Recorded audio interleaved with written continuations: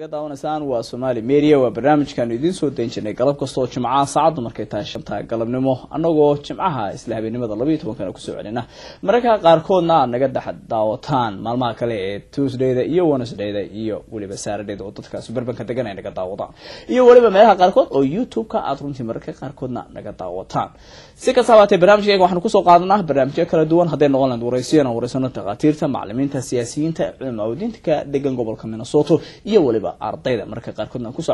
socodno dhinaca haweenka oo aan halkaasi ka maqnayn waxa ka daba barnaamijka waxa noogu martay Mahdi oo runtii ka yimid Atlanta Georgia oo yiri Soomaalida degan gobolka Minnesota hadii Allah wada loo ogolaado waxaan u ballan qaadaynaa in aan markaas u diyaarino barnaamij loogu talagalay magaciisana loo bixiyay faa'iido wadaag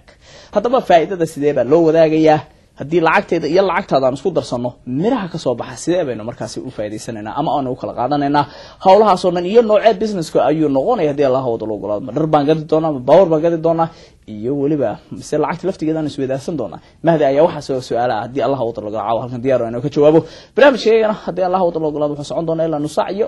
ka badan ba hadii aan isla maqorno su'aalo dhowr ah waa Mahdi ku soo dhaweystay waa mahadsantahay Cabdi Maalik aad baad maaragtay aan ugu faraxsanahay inaan imaado stuudiyaha aan la hadlo Soomaalida Minnesota magacayga Mahdi Shakiib baa leeyahay Atlanta deganahay nin Soomaaliya oo maaragtay jecel Soomaalinimadiisa ahay waxa meeshan jirta in aynu raashin tiro badan iyo alaabaha guriga ay lacag badan looga baxaan marka alaabta iyo aanu gadano iyo raashinka aan gadano waxa lagu qiyaasayaa ilaa 160 milyan waa qiyaastaha hoose marka waxa weey lacagtaas aanu maaragtay inta dad u geyno aan uga soo tagnaa qof walba oo maaragtay doonaya inuu ogaado habka uu uga faa'iidi karo corporationka iyo waxa aanu hadda proposalka u soo wadno waxa weeye in lacagtaas ay uu ka helo raashinka uu ku cunay iyo lacagta uu guriga ku adeegtay inuu lacagtii qaarkeed dib u soo noqon karayso marka waxaynu rabnaa in aynu lacagtii naga baxaysay shirkaddan faa'iido wadaag la yiraahdo ay soo celiso oo ay dadka u ballan qaadayso in nidaamka cusub oo hab casriga ah inay la talaabsanayso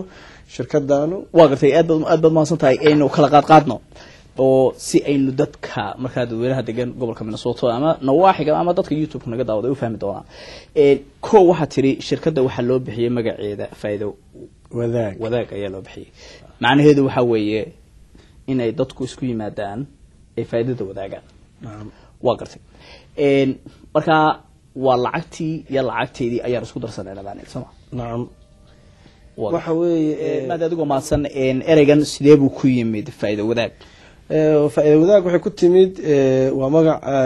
bixin